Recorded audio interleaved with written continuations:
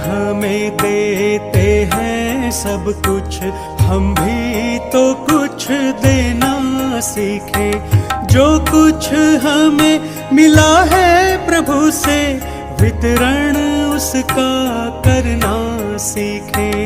ईश्वर हमें देते हैं सब कुछ, हम भी तो कुछ देना सीखे।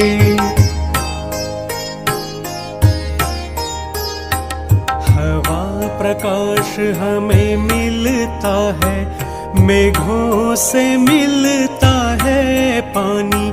यदि बदले में कुछ नहीं देते, इसे कहेंगे बेईमानी। इसलिए दुख भोग रहे हैं, दुख को दूर भगाना सीखे। ईश्वर हमें देते हैं सब कुछ, हम भी तो कुछ देना सीखे। ईश्वर हमें देते हैं सब कुछ, हम भी तो कुछ देना सीखे।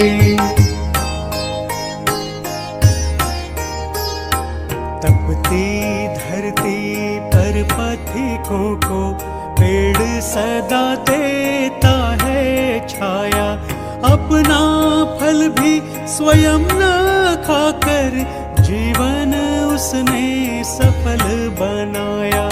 10वां पहले प्रभु को देकर बाकी स्वयं बरतना सीखे।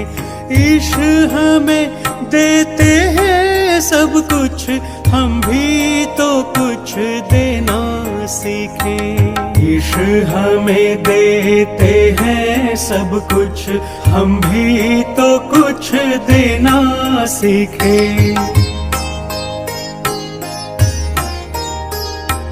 मानव जीवन दुर्लभ है, हम इसको मल से रहित बनाएं। खिले फूल खुशबू देते, वैसे ही हम भी बन जाएं। तप सेवा सुमिरन से जीवन प्रभु को अर्पित करना सीखे। ईश्वर हमें देते हैं सब कुछ, हम भी तो कुछ देना सीखे। ईश्वर हमें देते हैं सब कुछ, हम भी तो कुछ देना सीखे।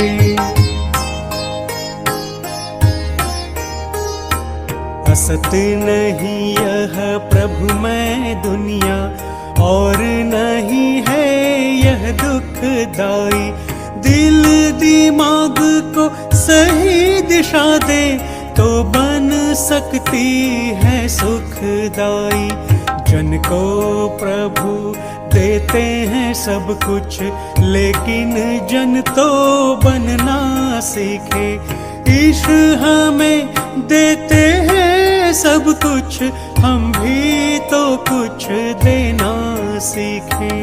ईश्वर हमें देते हैं सब कुछ, हम भी तो कुछ देना सीखे।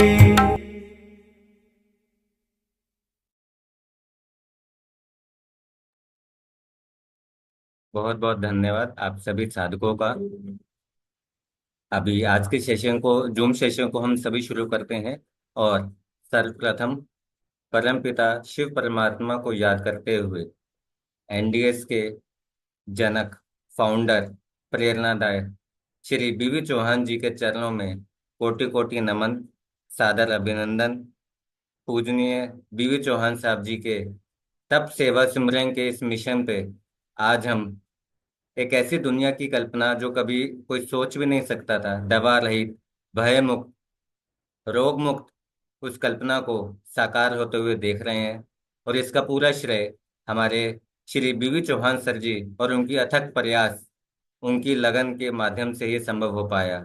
और आज के इस जूम सेशन में हम अपने आप को बहुत सौभाग्यशाली मानते हैं कि हमारे बीच स्वयं श्री बीवी चौहान जी हम सभी के बीच मौजूद हैं।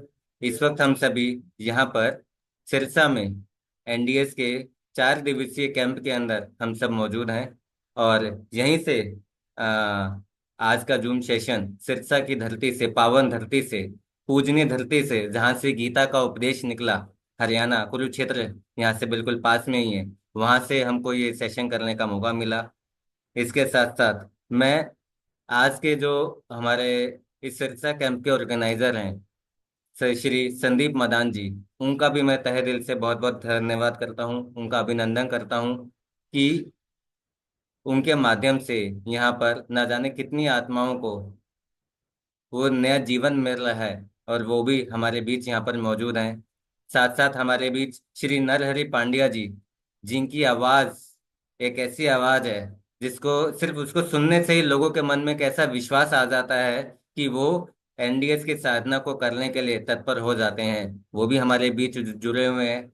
साथ में हमारे पास हमारे संग एनडीएस के एक साधक हमारे जिग्नेश भाई जी, जो पोरबंदर से हैं, वो भी हमारे बीच में हैं। हमारे बीच सुंदर लाल जी, जो संदीप मदान जी के साथ इस कैंप को ऑर्गेनाइज कर रहे हैं, वो भी हमारे बीच में हैं। तो इतनी महान विभूतियों को हम अपने पास पाकर खुद अपने आप को बहुत धन्य समझते हैं। बहुत बहुत प्रकृति माँ का भी, ईश्वर का भी धन्यवाद करते हैं कि आज हमारे बीच ऐसी ऐसी महान विभूतियां हमारे बीच हैं, जिनको आज हमें सुनने का मौका मिलेगा। तो सर्वप्रथम मैं रोशनी ट्रस्ट के जो हमारे चेयरमैन हैं श्री सुनील गुप्ता जी, वो यहाँ पर हमारे बीच मौजूद हैं। मैं उनसे चाहूंगा कि वो अपने माइक को अनम्यूट करें, और साथ में ही अ, जिग्नेश जी, बीवी चौहान जी के नाम से पिन। जी, अभी आप सभी स्क्रीन पे देख पा रहे हैं बीवी चौहान जी, नरहरि पांड्या जी, जिग्नेश भाई जी। जी, सुनील भाई जी को मैं इनवाइट करूंगा कि वो फूलों से हमारे सभी एनडीएस के जितने भी हमारे महारथी हैं, वो उनका फूलों से स्वागत करें। सर्वप्रथम सुनील जी श्री बीवी चौहान जी को फूलों से उनका स्वागत करते हुए और उनका अभिनंदन करते हुए, साथ में नरहरि पांड्या जी, जो एक शेर की आवाज पन जैसे, वो हमारे बीच मौजूद हैं, जिनकी एक आवाज से ही लोगों के अंदर हौसला ऐसा आ जाता है कि बीमारियों का डर दूर भाग जाता है। वो हमारे बीच में मौजूद हैं। साथ में हमारे बीच जिग्नेश भाई जी हैं, और जी, जो पोरबंदर से यहाँ पर आए हैं, हमारे लाल जी, जो यहाँ मौजूद हैं, जो इस टीम सिरसा के कैंप को ऑर्गेनाइज करने के लिए दिन रात से मेहनत कर रहे हैं। साथ में हमारे बीच मदान जी शायद अभी कैंप के किसी कार्यवश, किसी कार्य की वजह से बिजी। मोहनलाल जी को भी। मोहनलाल जी, जी मोहनलाल जी हमारे बीच आए हैं। जी, वो मौजूद हैं। देखिए, इतनी गंभीर बीमारियां होते हुए भी वो पहले दिन से ही उन्होंने एनडीएस को स्वीकार किया, और एनडीएस के पूर्ण रीति से उसका पालन कर रहे हैं। आपका बहुत बहुत अभिनंदन है मोहनलाल जी। सब परिवार यहाँ पर आए, बहुत बहुत धन्यवाद। साथ में हमारे बीच कविता जी कविता जी। हैं, जो पानीपत से हमारे बीच जुड़ी हैं, उनका भी स्वागत कर रहे हैं। कविता जी, आपका भी बहुत बहुत अभिनंदन, साधुवाद, जो आप हमारे बीच हैं। और ज्यादा समय न लेते हुए मैं सीधा श्री बीवी चौहान जी को इनवाइट करना चाहूंगा, क्योंकि इसमें मुझे पता है सभी साधक लोग बीवी चौहान सर को सुनने के लिए यहाँ पर ज्वाइन हुए हैं। तो दो पंक्तियों से मैं उनका स्वागत करना चाहूंगा। आए वो हमारी महफिल में कुछ इस तरह, आए वो अब हमारी महफिल में कुछ इस तरह कि हर तरफ चांद तारे झिलमिलाने लगे। पीछे बीवी चौहान सर के पीछे भी बिल्कुल चांद बिल्कुल अपनी रोशनी बिखेर रहा है, उनका ओज तेज बीवी चौहान सर जी के पीछे बिल्कुल दिख रहा है। देख कर दिल उनको झूमने लगा, सबके दिल जैसे खिलखिलाने लगे।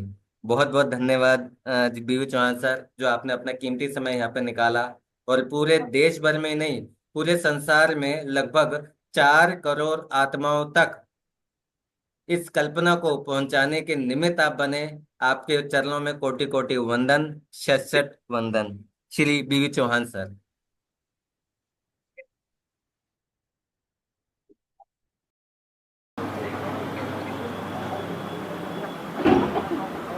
मित्रों,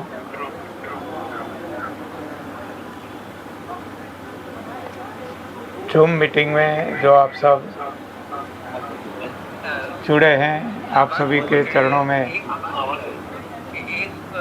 दूसरा जो कोई अगर फोन वहाँ पर लॉगिन है तो उसमें उसको वो कर लीजिए, म्यूट कर लीजिए ऑडियो वीडियो और साउंड, ताकि सर की आवाज़ बिल्कुल क्लियर आ जाए। सुनील जी का अगर मोबाइल से कनेक्ट है तो उसको ऑडियो वीडियो वो कर लीजिए सर। जी सर, एक बार दोबारा बोलिएगा सर। हाँ जी, तो मेरी आवाज़ आप सभी तक पहुँचती है, सुनाई देती है? जयती बहन, आपने अपना वीडियो ऑडियो बंद कर दिया है। जयती बहन, आप सुन पा रहे हैं तो?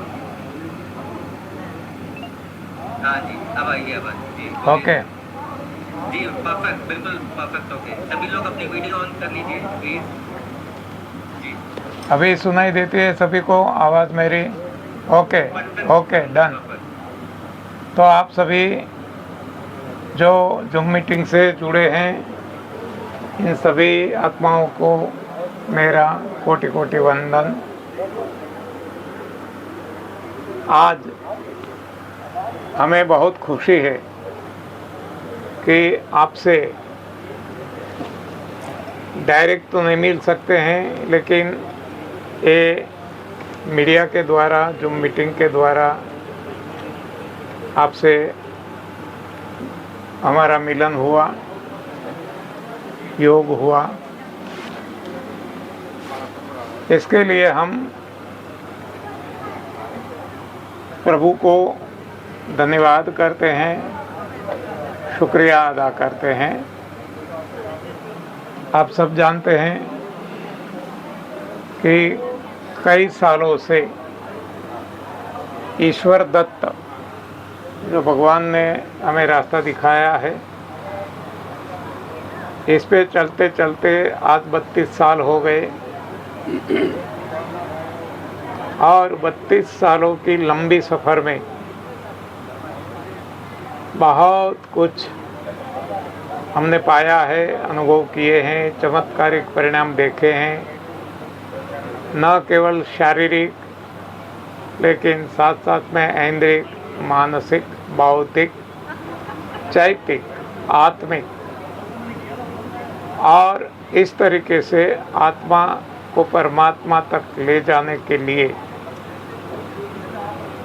जो वेद पुराण शास्त्रों में ये सिद्धांत बताए हैं, हमारी समझ में आया। ऐसे में कभी कल्पना भी नहीं की थी। ये रास्ते पे हम आए थे केवल और केवल शारीरिक रोगों को दूर करने के लिए, लेकिन ईश्वर की कृपा से हम ऐसा कहते हैं, कह सकते हैं कि मुझे मेरी मंजिल कहाँ लेके आई। हाँ, कहाँ पहुँचा दिया, कहाँ पहुँचा दिया।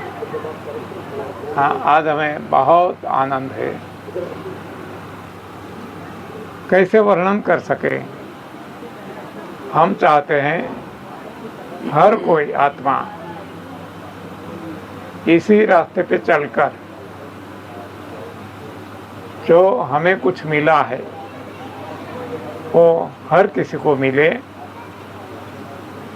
तो इसके लिए स्वाभाविक है कि जो रास्ते पे हम चले, इस रास्ते पे हर किसी को चलना जरूरी है। चलेंगे,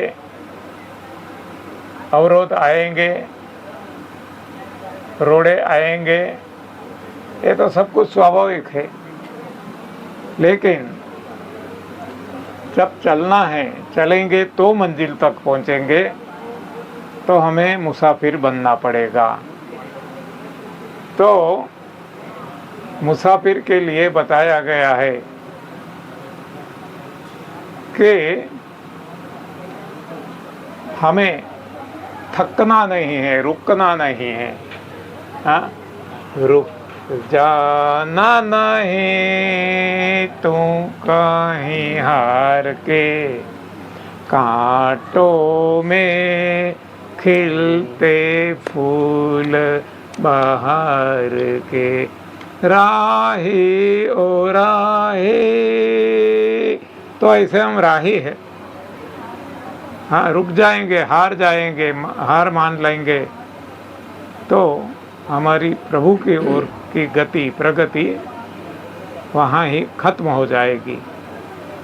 तो राही के लिए भी बताया गया है कि राही मनवा दुख की चिंता क्यों सताती है, दुख तो अपना साथी है। तो दुख को हम दुश्मन मान लेते हैं और इसके साथ जो दुर्व्यवहार करते हैं इससे नुकसान हमारा ही है। रोगों को भी हमने दुख मान लिया कि रोग सारे दुख पहुंचाते हैं और दुश्मन सा व्यवहार किया और नुकसान हमें ही मिला। दुख हमारा दुश्मन नहीं है, दुख हमारा दोस्त है, हमारा भला चाहता है, भगवान ने दिया हुआ है, एक वरदान है। ये भी हम जानते हैं कि दुख में सुमिरन सब करे, सुख में करे न कोई, सुख में यदि सुमिरन करे तो दुख का है का होए। हाँ, तो ये जिसने पाया है सब कुछ, उन्होंने हमें सारे रास्ते बताए हैं, लेकिन हम विज्ञान का एक फंदा फांसी का हमने खुद बनाया और इसमें हम खुद फंस गए और भगवान को भूल गए। तो अब जो सही ज्ञान है, सही विज्ञान है, वेद पुराण शास्त्रों में दिया गया, इसको हम अपनाएं, इस हिसाब से हम हमारा जीवन शैली बनाए, दिनचर्या बनाए, भोजन शैली बनाए। और जब भोजन बदलेगा, अन्न बदलेगा, तन बदलेगा, तन जो आज निरोग है रोगी हो जाएगा। जब अन्न बदलेगा, मन बदलेगा, मन जो आज मेंटल टेंशन से ग्रसित है, डिप्रेशन में जा गिरे हैं, तो ये सब कुछ हट जाएगा और मौज मज़ा मस्ती आनंद में हम झूमते रहेंगे।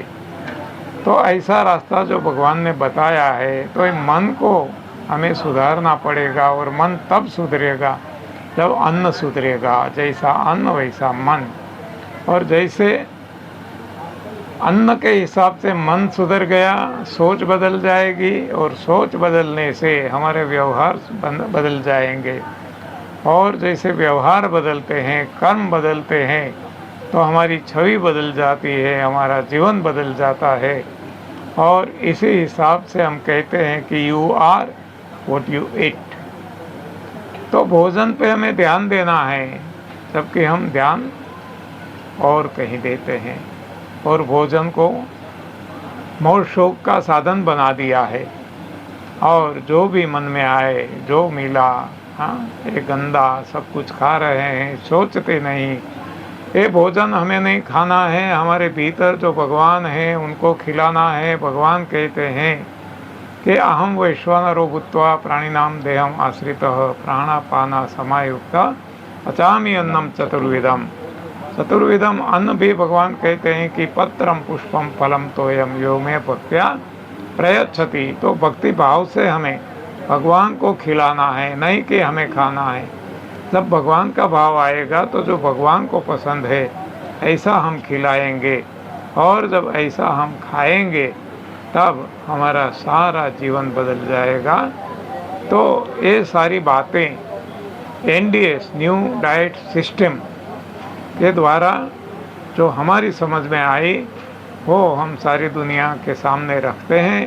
ये एक केवल प्रवेश द्वार है प्रभु प्राप्ति का और मार्ग है तप सेवा सुमिरन की साधना का।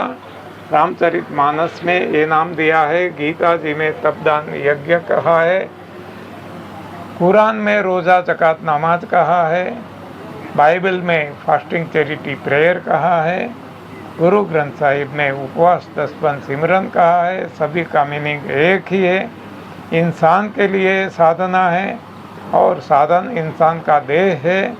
बड़े भाग मानुष तनु पावा, ये बड़े भाग से मिला है, भगवान की कृपा से मिला है।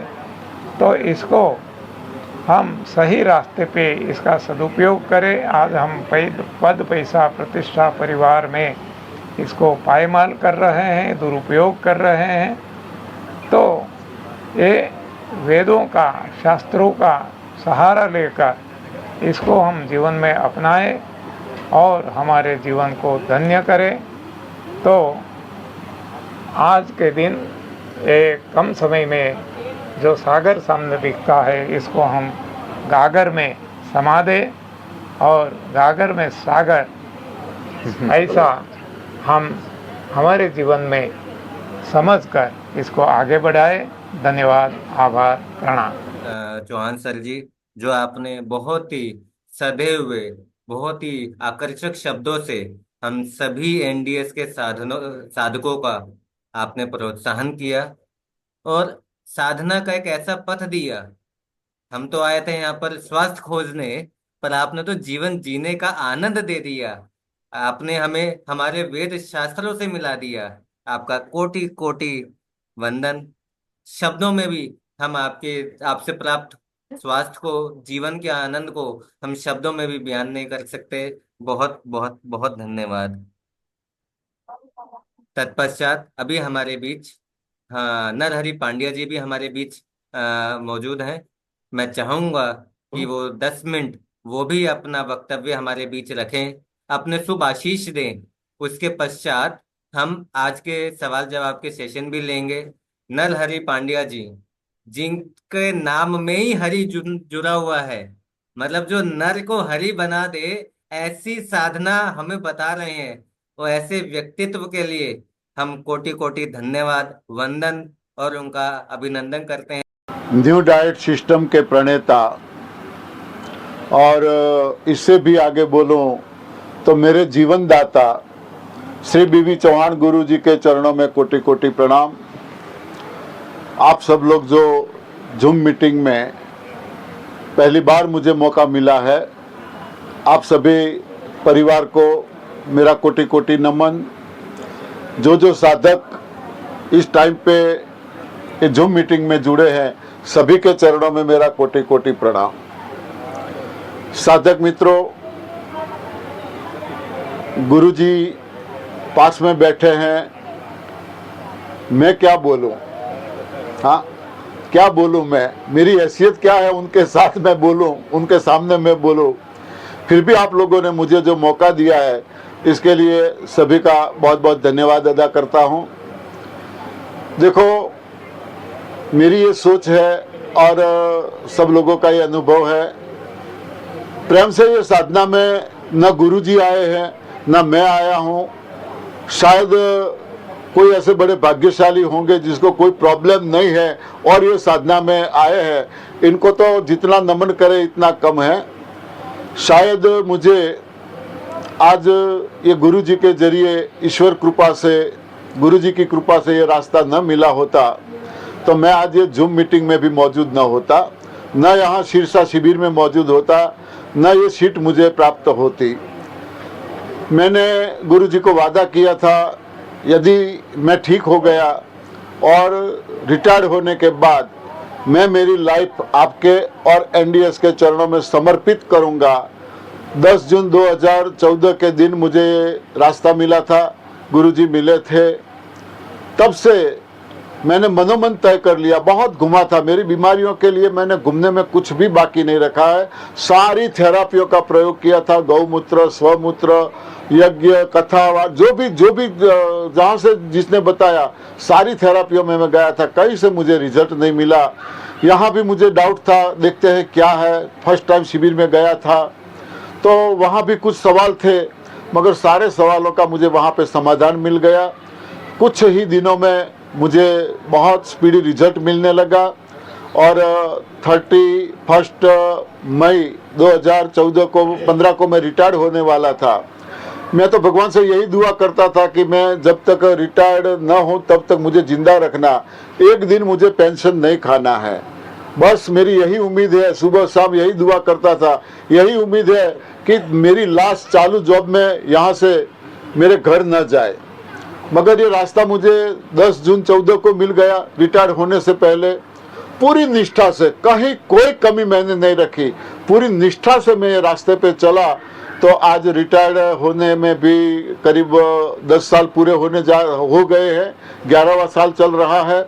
जहाँ शिविरें होती है वहाँ मैं जाता हूँ तो ये बताता हूँ कि मैं एक दिन भी पेंशन खाना नहीं चाहता था। 34 इयर्स मैंने जॉब की, मगर अब मैं यही बोलता हूँ कि 35 इयर्स में पेंशन खाऊंगा। हाँ, अब मुझे जाने की जल्दबाजी नहीं है। तो ये ऐसा एक रास्ता मिल गया है। यदि हम पूरी निष्ठा से चलते हैं तो रोगों की तो बात छोड़ो, मुझे जो मिला है, मुझे जो अनुभूति हो रही है, कई बार गुरुजी के साथ बैठते हैं, फ्रीली बातें करते हैं तो सोचते हैं कि गुरुजी मैं कहाँ था, कहाँ मैं था। हाँ, मैं बता नहीं सकता। कॉलेज में मुझे प्रोफेसर क्लास में अटेंड नहीं करने देते थे, प्लीज आप बाहर रहो, आपका काम हो जाएगा, आप क्लास में मत आओ।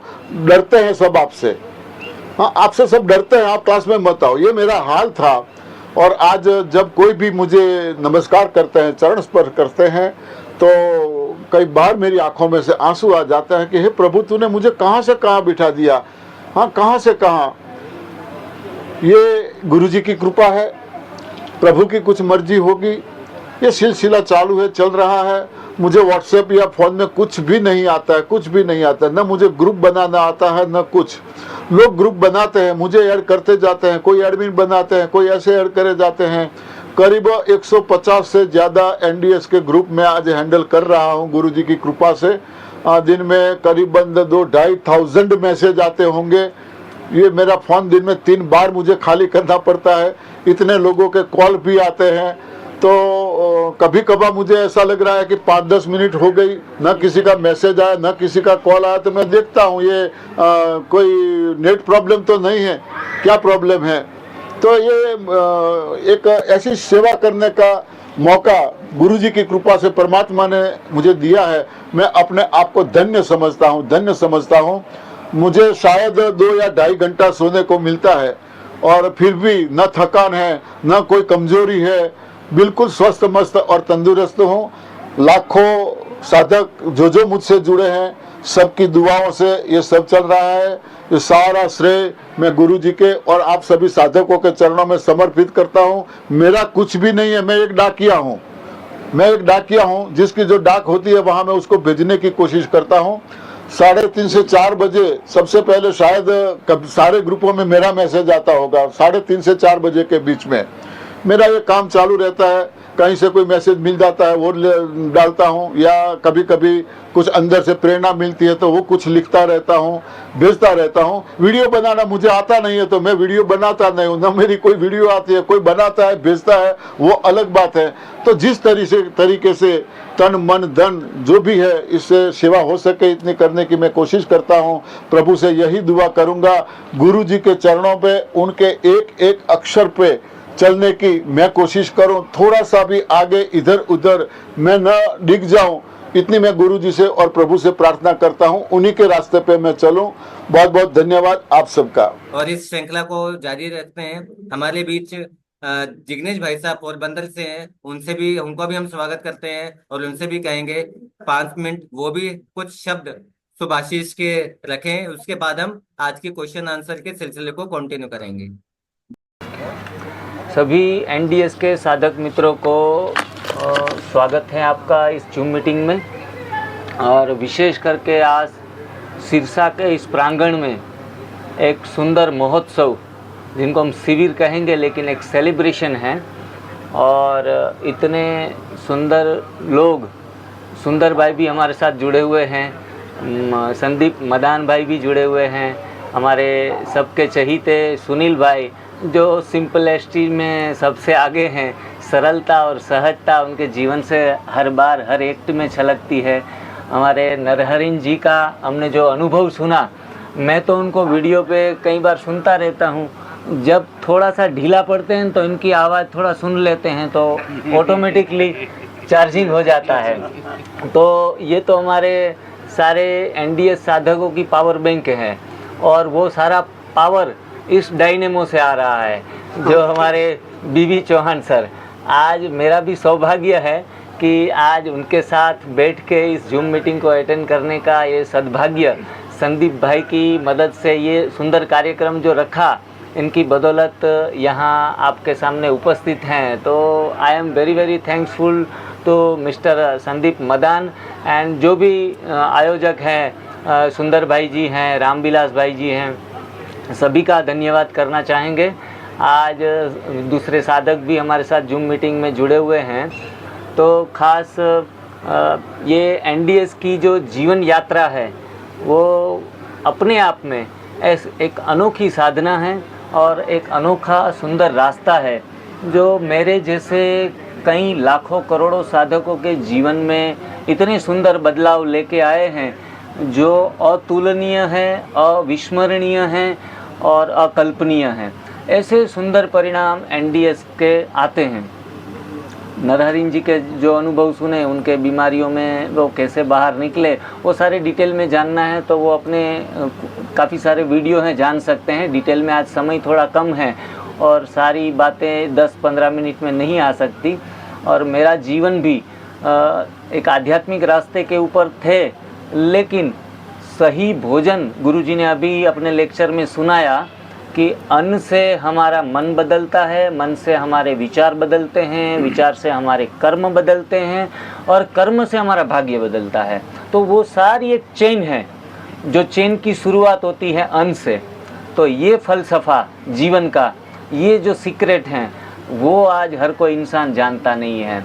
कहते हैं कि जैसा सोचोगे वैसा बन जाओगे, लेकिन सोचने की शुरुआत, गुरुजी तो ये कहते हैं कि जैसा खाओगे वैसा सोचोगे और जैसा सोचोगे वैसा बनोगे। तो मूलभूत चीज़ है हमारे जीवन में अन्नमय कोश को सुधारना। लेकिन आजकल के इंसानों को ये चटोरापन इतना है। और हमारे ये जो तपसेवा सुमिरन के एक महान अखिलेश महाराज भी हुए थे, उनके मैं वीडियो कई बार सुनता हूँ तो वो एक शब्द लाइन यूज़ करते हैं कि हर कोई को प्रभु मिल सकता है, प्रभु प्राप्ति हो सकती है, लेकिन चटोरों को कभी भी प्रभु प्राप्ति नहीं होगी। जो खाने के विषय में ही लगे पड़े हैं, आज दोपहर में क्या खाना है, शाम को क्या खाना है, इतना टेस्टी बनाना है, तो जो स्वाद, जीभ के स्वाद के पीछे भागते रहेंगे तो उनके लिए स्वास्थ्य प्राप्ति तो दूर की बात है, प्रभु प्राप्ति भी असंभव है। तो जो भी धर्म से जुड़े हुए लोग हैं वो सभी पहले पायदान पर प्रथम चरण के ऊपर अपना अन्न शुद्ध करें और बाद में अपनी जीवन यात्रा, जो आध्यात्मिक उन्नति के जो मार्ग हैं, उनको प्रशस्त करें। तो विशेष करके आज हमारे पास समय भी बस 1 घंटे का है, काफ़ी डिटेल्स में बाद में जानेंगे। बस आज तो विशेष परम कृपाळु परमात्मा का बहुत बहुत धन्यवाद करता हूँ कि सर के साथ आज बैठना भी हुआ, बातें करनी हुई।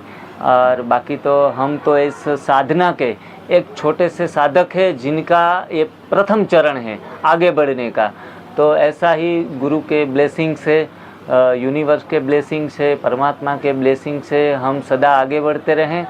आप भी सभी साधक मित्र जो भी जूम मीटिंग में जुड़े हैं, आप सभी को भी बहुत बहुत बधाई हो कि जो ये सुंदर मौका आपको भी मिल रहा है, सभी लोगों के अपने अपने जो सीनियर हैं उनके ओपिनियन जानने का। तो बस हमारी सबकी तरफ से मैं आपको शुभकामनाएं व्यक्त करता हूं कि आप सभी लोग स्वस्थ तो रहें, लेकिन स्वास्थ्य के साथ साथ शक्ति प्रदान करें, आनंद प्रदान करें और ज्ञान एवं प्रेम को प्राप्त करें, ऐसी शुभकामना के साथ। और दीपक भाई, मैं मदान भाई को थोड़ा रिक्वेस्ट करूंगा, मदान भाई अपने 2 विचार व्यक्त करेंगे। बहुत बहुत धन्यवाद आप सभी का और सभी साधकों को मेरा प्रणाम, जो इस सही राह पे वो अग्रसर हो रहे हैं। और जैसा कि नरहरि भाई पांड्या जी ने भी बताया कि इस राह में खुशी खुशी कोई नहीं आता, बहुत ही कोई सौभाग्यशाली है वो जो खुशी खुशी। अभी किसी राह चलते स्वस्थ आदमी को कहो कि एनडीएस बहुत अच्छी चीज़ है, उस पर आ जाए, तो कोई नहीं आता। तो मैं भी इसी तरह नहीं आया और बहुत तकलीफ़ों से गुजर के, दुखों से पीड़ित था, रोगों ने घेर रखा था, तो तब इस राह पे आया हूँ। और बड़ी भयंकर स्टडी के बाद इस राह पे चुना मैंने। जब मुझे लगा कि एनडीएस में कुछ दम है तो इस तरफ मुड़ा मैं, और जैसे जैसे इसको जिया, जाना नहीं, इसको जिया मैंने, एक पल से स्टार्ट करके इसको जिया कई सालों तक। तब जैसे जैसे आगे बढ़ता गया तब मुझे पता चला कि इससे ऊपर की राह कोई नहीं है। जहाँ डॉक्टर लोग हाथ खड़े कर देते हैं उसके बाद स्टार्ट होता है NDS। तो मेरा सभी साधकों से जो नए हैं उनसे निवेदन है कि इस राह पे डट के चलें तो कोई रोग बाकी रहेगा नहीं।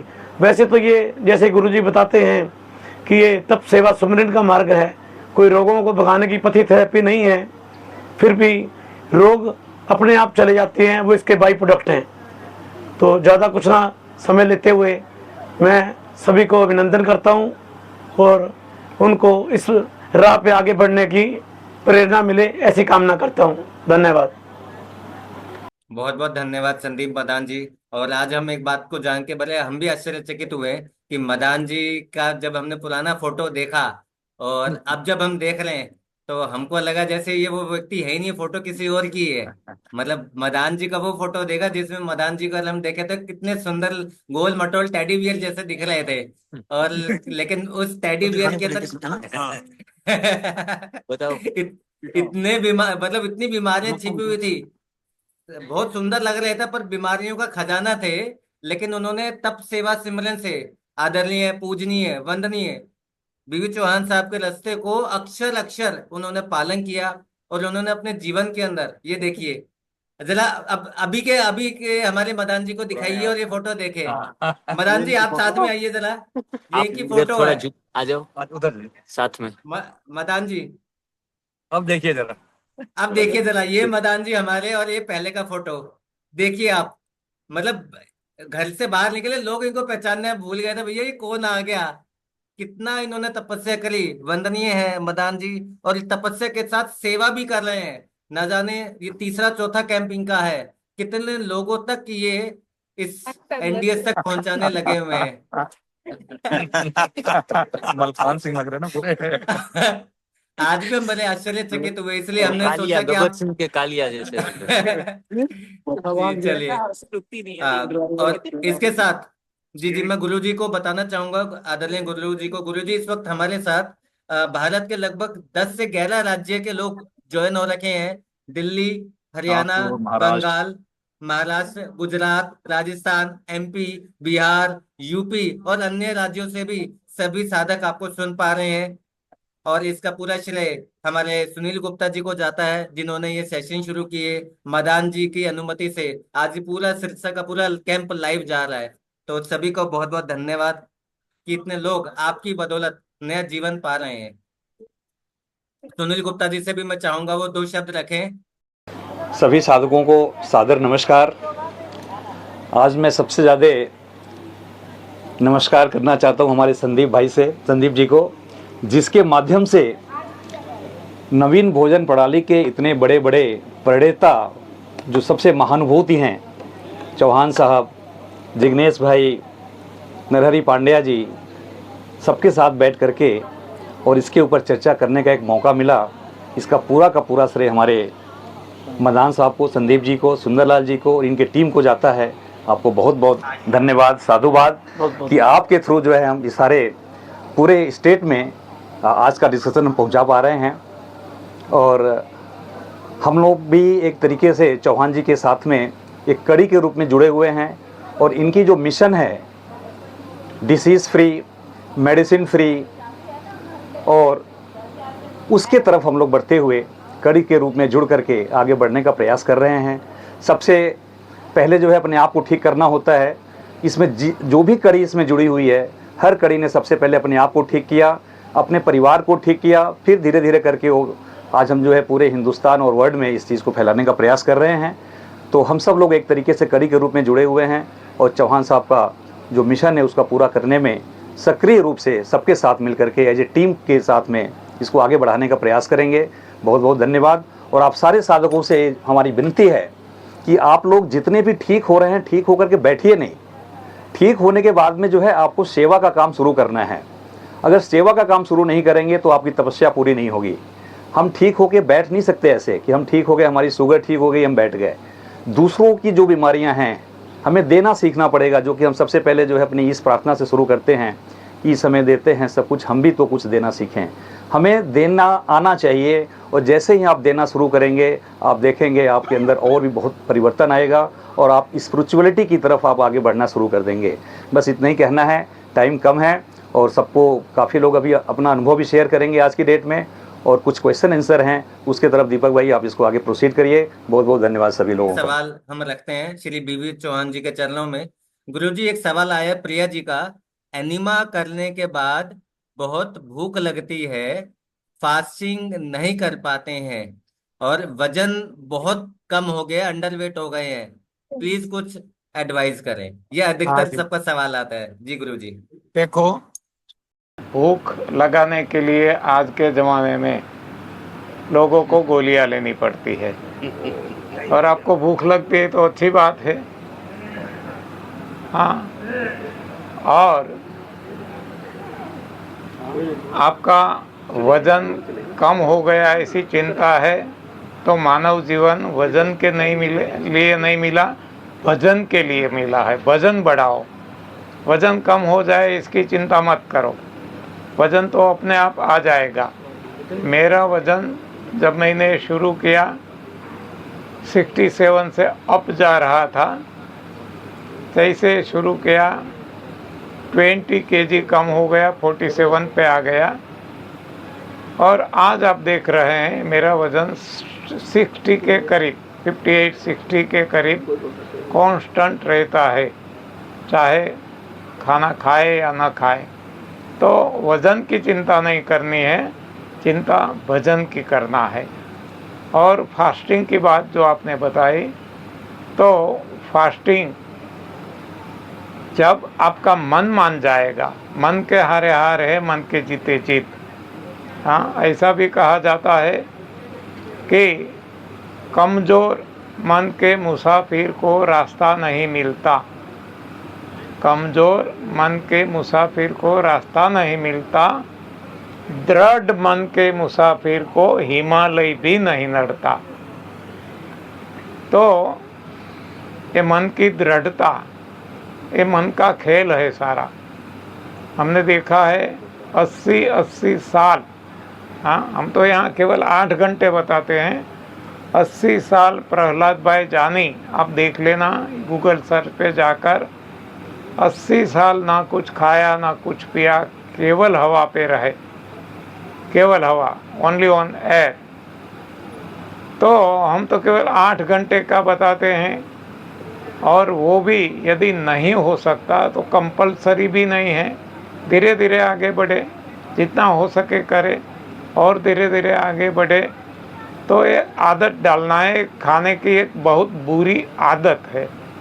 हाँ, जो शराब की आदत है, जो चाय पान बीड़ी तंबाकू की आदत है, इससे भी बहुत बुरी आदत, जिसने सारे संसारी सन्यासी सभी को झपट में ले लिया है, ऐसी आदत खाने की है, और इसमें भी गलत खाना खाना। हाँ, तो ये आदत आप बदल सकते हैं, तो कोशिश करेंगे, मन मान जाएगा तो ये भी सहज हो जाएगा। तो ये हर किसी के लिए है, हमारा भी वही था, ऐसा हाल था।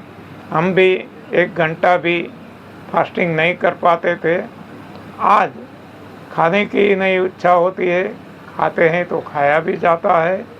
तो ये सब कुछ सारा मामला मन का है, तो आप चिंता मत करो, मन को मनाओ, मन मान जाएगा तो सब कुछ काम अपने आप बन जाएगा। जी गुरुजी, बहुत बहुत धन्यवाद। उम्मीद है प्रिया जी को अपने सवाल का जवाब मिला होगा। अगला सवाल मैं गुरुजी से ही लेना चाहूंगा। अगले सवाल का जवाब गुरुजी डॉक्टर दिगंबर शर्मा जी हैं दिल्ली से, और उनका सवाल है, अनिश्चितताएं आती हैं, डर लगता है भविष्य में क्या हो जाएगा, मन के भय को कैसे दूर करें एनडीएस को फॉलो करते हुए। हाँ जी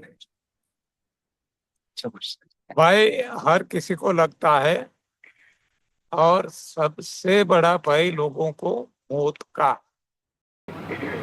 और सबसे बड़ा भय लोगों को मौत का है।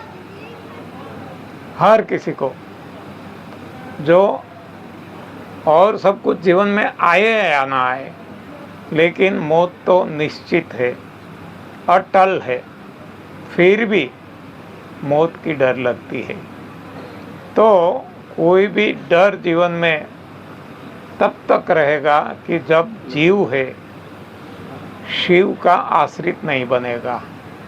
जब शिव का आश्रित बन जाता है, भगवान का आश्रित बन जाता है, तो सारी चिंता भगवान खुद पे ले लेते हैं। भगवान कहते हैं माम के वो शरणम व्रज, मेरी शरण ले ले, तेरी सारी जो कुछ करोड़ों जन्मों के पाप है तत्क्षण में नष्ट कर दूंगा और तेरी सुरक्षा की जिम्मेवारी मेरी है। तो ये भगवान ने वादा किया है हमसे, इंसान से।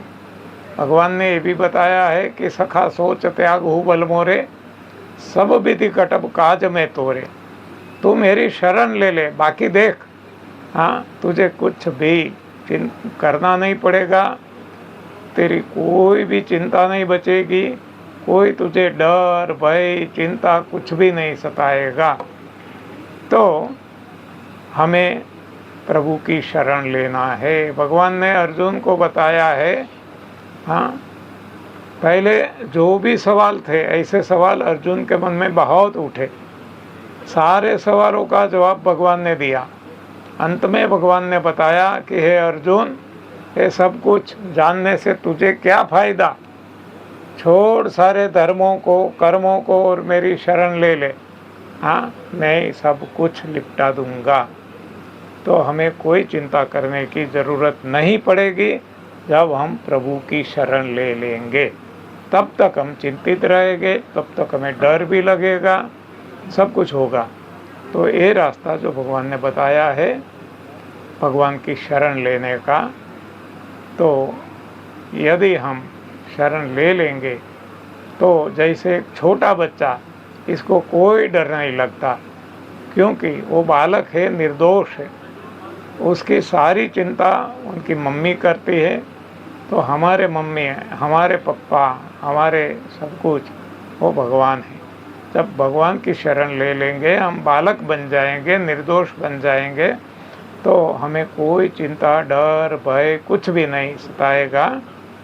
तो ये बहुत सरल रास्ता है, लेकिन हमने इसको जटिल बना दिया और ये ज्ञान करके, तो ये सारे ज्ञान जो हमने बनाया, नरसिंह मेहता कहते हैं कि हूँ करूँ एज अज्ञानता शकटनो बार जेम स्वान ताणे।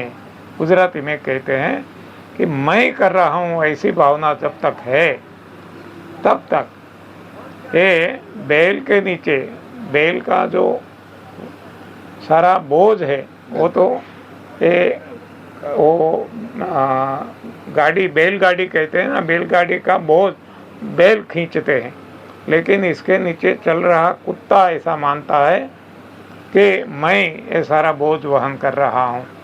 तो ऐसे आज हम कुत्ते बन चुके हैं और जो कुछ भी हमारे पे नहीं है वो इसको बोझ मान के हम हमारी सारे जीवन को बर्बाद कर रहे हैं।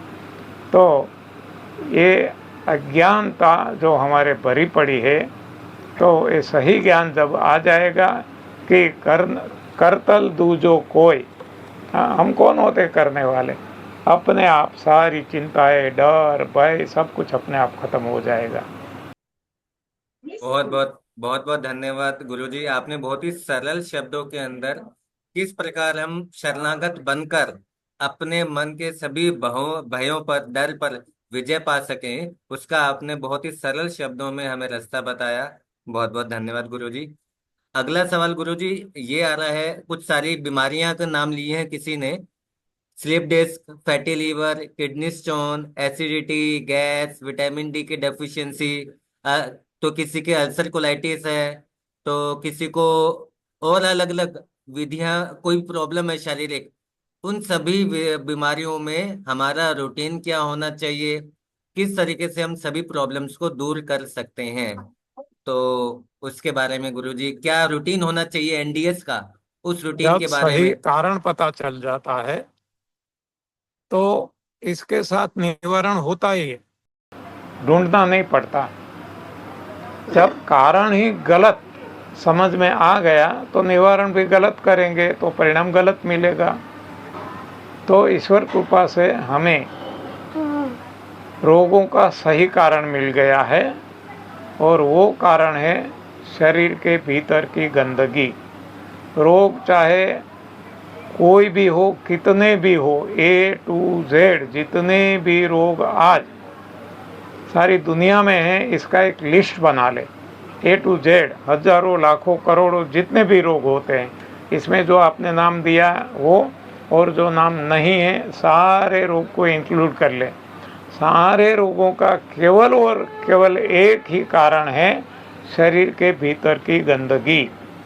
भीतर की गंदगी का कारण दूसरा है गलत आहार, गलत भोजन, और गलत भोजन का कारण है गलत ज्ञान, गलत विज्ञान। तो जब सही भोजन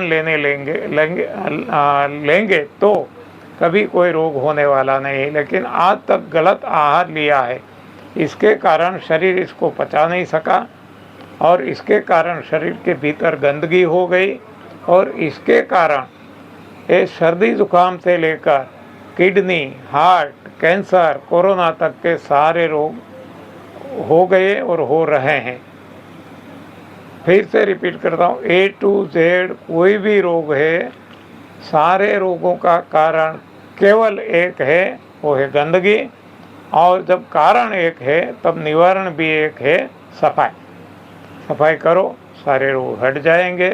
तो मैं तो ये 32 सालों के अनुभव से मेरा आत्मविश्वास जो बढ़ा है, वैसे तो मैं कोई चिकित्सक नहीं हूँ, ना डॉक्टर हूँ, ना वैद्य हूँ, ना और कोई चिकित्सक हूँ, लेकिन इंजीनियर होने के बाद भी जब ये पता चल गया सही बात का, तब मैं कहता हूँ कि जितने भी रोग आज दुनिया में हैं, इसको तो छोड़ो, इसका तो कारण एक ही है, निवारण भी एक ही है, लेकिन आने वाले जो रोग है फ्यूचर में, जिसका नाम भी हमें पता नहीं है, कतार लगी हुई है हजारों लाखों करोड़ों रोगों की, इन सारे रोगों का कारण भी एक ही है, गंदगी। यदि शरीर में गंदगी बनी रहेगी, हमारी इम्यूनिटी ख़त्म हो जाएगी, डाउन रहेगी, तब सारे रोग हम पे हावी हो जाएंगे। अन्यथा और कोई प्राणी और कोई जीव जंतु, किसी को भी जलचर, स्थलचर, नभचर, किसी को कोई रोग नहीं होते, क्योंकि वो अपना सही भोजन खाते हैं, उनके शरीर में गंदगी नहीं बनती। तो हम गंदगी को हटा दें पहले, तो सारे रोग हट जाएंगे। यहाँ रोग के नाम लेने की कोई ज़रूरत नहीं है, और बाद में सही भोजन खाओ, कभी कोई रोग नहीं हो आएगा। चाहे सारी दुनिया में कोरोना तो क्या, कोई भी ऐसी महामारी फैल जाए तो हमें स्पर्श नहीं करेगी। गुरुजी, गंदगी हटाने के लिए कौन से प्रयास किए? गंदगी हटाने के लिए बहुत सारे प्रयास है, लेकिन हम केवल 3 कहते हैं, और जो आसान है, हमारे घर पे हम कर सकते हैं बिना कोई खर्च, बिना किसी की सहायता।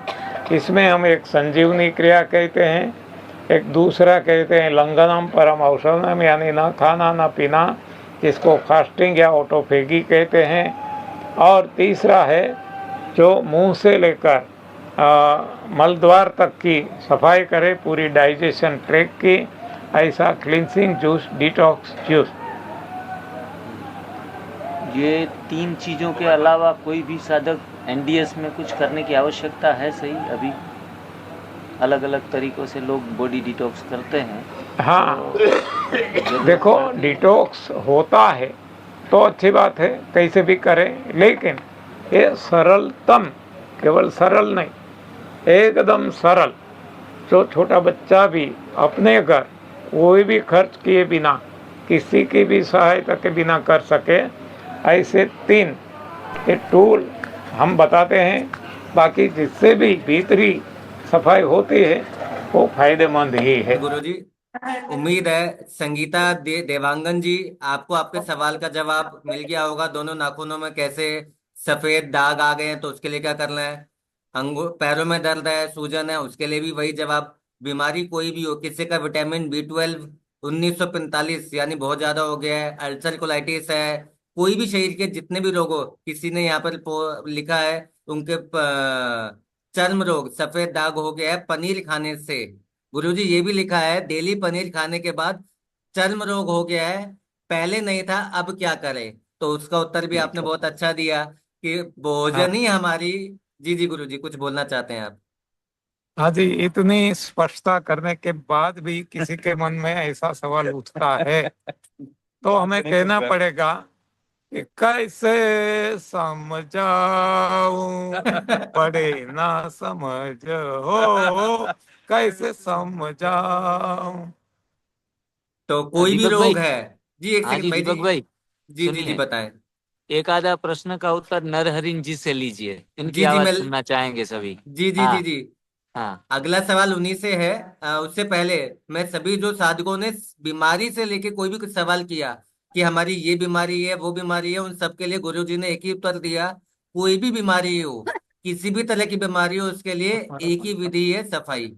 अगला सवाल जो है मैं नरहरि पांड्या जी से लेना चाहूंगा। पांड्या जी, एक सवाल आया है कि जब हम एनिमा करते हैं, सफाई करते हैं, तो उस समय हमारे हाथ पैर ठंडे हो जाते हैं, हमें कमजोरी महसूस होती है, और हमको पैरों के अंदर टिंगलिंग मतलब सुइयां चुभने लगती हैं। तो अब इस चीज के लिए कैसे करें? उबार आने लगते हैं, तो उस उबार से कैसे उभरें? जी नरहरि पांड्या जी। देखो, गुरु जी ने जो 3 बातें बताई जी सफाई के लिए, संजीवनी क्रिया, फास्टिंग यानी लंघन, और क्लिनसिंग जूस, इसके बारे में मैं लोगों को ऐसे समझाता हूं एक दूहे के जरिए। और अरे संजीवनी सजीवन करे, और निर्जला से निराकार, और रसाहार से रस युक्त बनो, अरे हो जाए बेड़ा पार। तो शायद किसी के साथ शुरू शुरू में आपने जो सवाल किया, ऐसा प्रॉब्लम हो सकता है। शायद बहुत कम ऐसी बातें सुनने को मिलती है कि ऐसा ऐसा होता है, मगर शायद किसी के साथ ऐसा हो सकता है या होता है। तो इसमें धीरे धीरे आगे बढ़ना चाहिए। जरूरत से ज्यादा पानी न चढ़ाए, एक साथ में 1.5 लीटर का किट न चढ़ाए। 100-200 ग्राम पानी से शुरुआत करें, या एनिमा की जो कैथेटर पाइप है, वो पाइप को भी थोड़ी सी अंदर 2 इंच जाने देंगे तो भी चलेगा। और सबसे पहले तो दिमाग में जो भी डर है, वो डर निकालना बहुत इंपॉर्टेंट है। डर के साथ यदि हम करेंगे, या पहले सोचेंगे कि ऐसा होता है ऐसा होगा, दूसरों से हमें सुना है, यही बातें हमारे दिमाग में रखकर हम करेंगे, तो आखिर तो वही है जो डर गया सो मर गया। मर गया। तो हिम्मत रख के यदि हम आगे बढ़ते हैं, जो भी होता है, नहीं होगा नहीं होता है ऐसा भी मैं नहीं मानता हूँ। किसी के साथ यदि ऐसा भी होता ही है, तो धीरे धीरे कोशिश करके हम आगे बढ़ सकते हैं, तो ये भी समस्या खत्म हो जाएगी। ये मेरा विश्वास है, मेरा एक्सपीरियंस है। धन्यवाद। जी। संगीता दिवांगन जी और श्रवण कुमार निगम जी, आप उम्मीद है आपको आपके सवाल का जवाब मिला होगा। उसके साथ साथ जब हम एनडीए, एक सवाल आया गुरुजी, हमारे एनडीएस को जब हम फॉलो करते हैं, तो हमारी जो रिपोर्ट्स हैं वो ऊपर नीचे होने लगती है, विटामिन की, B12 की, D3 की, बीपी शुगर ऊपर नीचे होने लगता है। तो उस समय हम क्या करें? उभार आते हैं हमारे शरीर में अलग अलग, उसको हम कैसे उसमें कैसे संयम बरतें, उनको कैसे ठीक करें?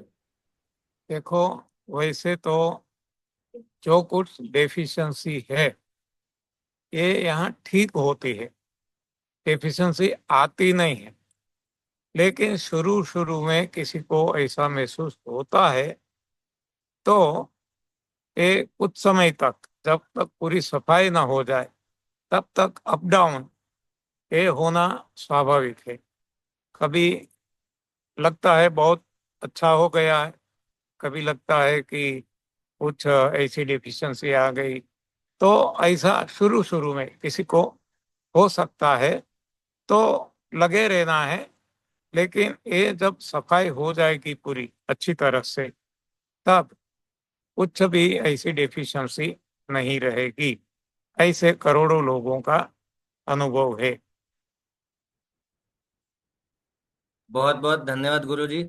उसके साथ जो भी व्यक्ति लाइव गुरुजी से सवाल पूछना चाहते हैं वो भी अपना हैंड रेज करें, और अपना हैंड रेज करके अपना वीडियो ऑन करके हमें बताएं, वो लाइव पूछ सकते हैं। और सबसे पहले हमारे बीच सौरव गुप्ता जी हैं। सौरव गुप्ता जी, मैं आपसे चाहूंगा कि आप अपने आप को अनम्यूट करें और गुरुजी से आप क्या कहना चाहते हैं, क्या पूछना चाहते हैं, प्लीज आप अपनी बात रखें। गुरु जी प्रणाम। सुनील सर प्रणाम सर। प्रणाम। स्पेशली सर गुरु जी, जीवन में क्या नहीं पाया गुरु जी, सही में आपको बहुत एकदम प्रणाम सर, बहुत बहुत ज्यादा। अभी जस्ट मैं रिपोर्ट ही निकाल के जस्ट आया था। मैं अपने एंजियोग्राफी, ये मेरी पुराने रिपोर्ट्स हैं। एंजियोग्राफी सर मुझे आज से लगभग 11-12 साल पहले हार्ट अटैक आया था। तब मेरी एज 30 थी। और 30 साल, 30 साल की उम्र में गुरुजी इनको हार्ट अटैक आया था, 11-12 साल हाँ पहले की वो रिपोर्ट हाँ दिखा रहे हैं। ये सब। जी। हाँ हाँ तब मुझे एक ब्लॉकेजेस बताया था 60% का। गुरुजी मैंने सुनील सर को बताया था कि मैं बहुत लंबे एक सफर पे निकला हूं। मैं पहले एक शिविर नासिक में अटेंड कर चुका था और फरवरी में आ रहा था, पर पिताजी की तबीयत की वजह से नहीं आ पाया। लेकिन मैं शिविर में आने से पहले ही मैंने ना एनडीएस को फॉलो करना चालू कर दिया था फिर से अगेन। मैं बीच में छोड़ दिया था कुछ समय, लेकिन 20 तारीख से मैंने चालू कर दिया था। और मैं 20 तारीख से कम्प्लीटली रसाहार पे था, या तो रसाहार पे या पानी पर ही था। मैं कोई टाइप का फल फ्रूट जूस नहीं खा रहा था। लगभग सफर तय करना था मुझे 90 दिन का, पर वो मैं नहीं कर पाया फॉर्चुनेटली। मैं 48 डेज तक किया मैंने, 48वें दिन मैंने उसको छोड़ दिया। मैं मजबूर हो गया था काफी, मैं नहीं छोड़ पा रहा था। इन बिटवीन मेरा वेट काफी कम हुआ। मैंने दवाइयाँ कंप्लीटली छोड़ी हुई थी। 20 तारीख के पहले 19 तारीख को मेरी शुगर 470 थी, सब दवाइयाँ खाकर। और मैं परसों रिपोर्ट करवाई है शिरडी में परसों।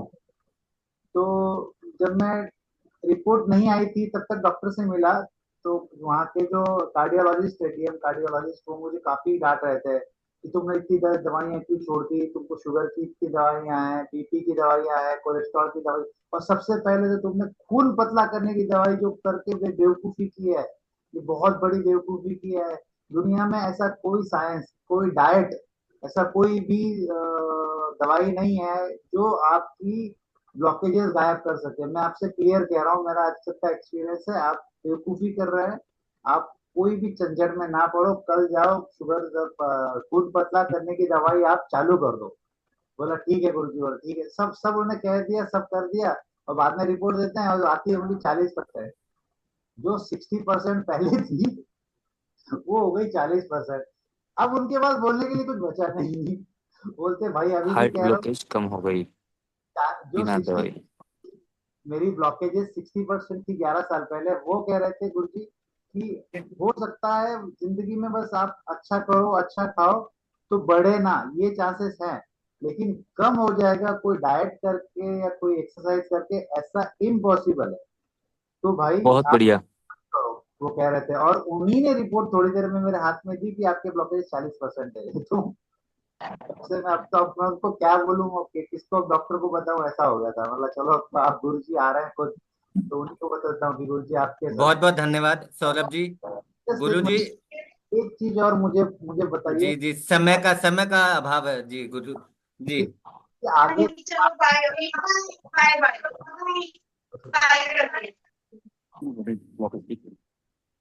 ब्लॉकेजेस 20%, मतलब 60 से 40 हो चुका है मेरा। जी गुरु जी, इन्होंने हाँ अपना जी अनुभव शेयर किया है कि मेरी प्रॉब्लम डॉक्टर ने पहले बहुत ज्यादा बताई थी, 60% ब्लॉकेज बताई थी।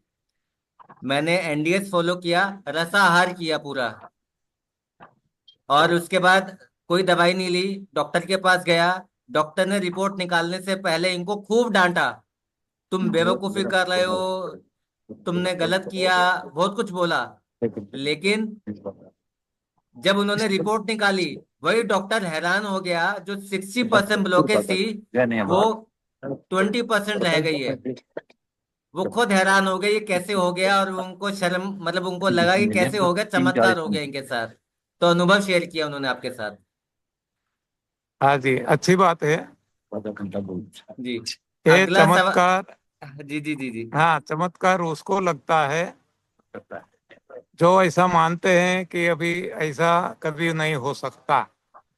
लेकिन हमें तो एक सहज लगता है, क्योंकि हमने तो ऐसे बहुत सारे केसेस देखे हैं। मेरे छोटे भाई को भी 7 जगह आर्टरी ब्लॉकेज थी, एक एक आर्टरी 3 3 जगह, और 100% भी थी, 99 80 ये सब कुछ बताते थे। और डॉक्टरों ने बता दिया था कि आप ये बारूद के एक ढेर पे खड़े हैं, और कभी भी ये बॉम्ब ब्लास्ट हो सकता है।